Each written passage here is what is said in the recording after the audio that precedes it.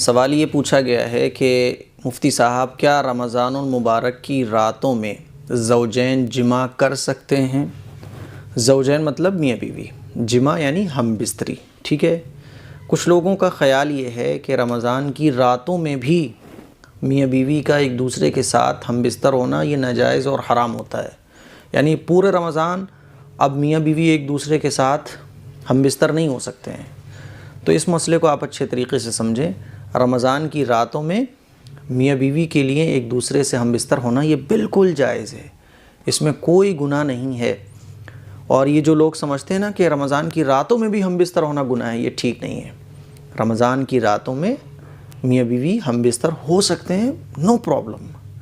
ہاں، دن میں ہم بستر ہونا یہ ناجائز اور حرام ہے۔ اور اگر روزے کی حالت میں میاں بیوی ہم بستر ہو جاتے ہیں تو پھر یہ گناہ کبیرہ ہے، اور اس سے قضا بھی لازم ہوتی ہے اور کفارہ بھی لازم ہوتا ہے، ٹھیک ہے۔ تو دن میں تو ناجائز اور حرام ہے، لیکن رمضان کی راتوں میں میاں بیوی کا ایک دوسرے سے ہم بستر ہونا یہ جائز ہے، بالکل حلال ہے۔ رمضان کی رات کس کو کہتے ہیں؟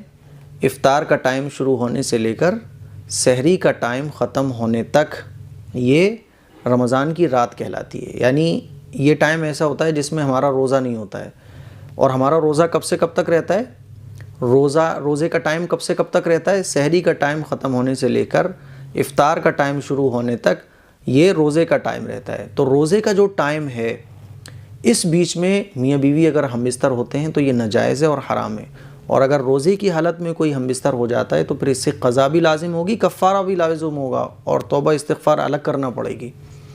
لیکن رمضان کی راتیں اس میں میاں بیوی ایک دوسرے سے ہم بستر ہو سکتے ہیں، اس میں کوئی حرج نہیں ہے۔ قرآن مجید میں سورہ بقرہ کی پارہ نمبر 2 سورہ بقرہ کی آیت نمبر 187 میں اللہ تعالیٰ ارشاد فرماتا ہے اُحِلَّ لَكُمْ لَيْلَةَ الصِّيَامِ الرَّفَثُ إِلَىٰ نِسَائِكُمْ هُنَّ لِبَاسٌ لَكُمْ وَأَنْتُمْ لِبَاسٌ لَهُنَّ، کہ تمہارے لیے روزوں کی راتوں میں اپنی بیویوں کے پاس جانا حلال کر دیا گیا ہے، ٹھیک ہے۔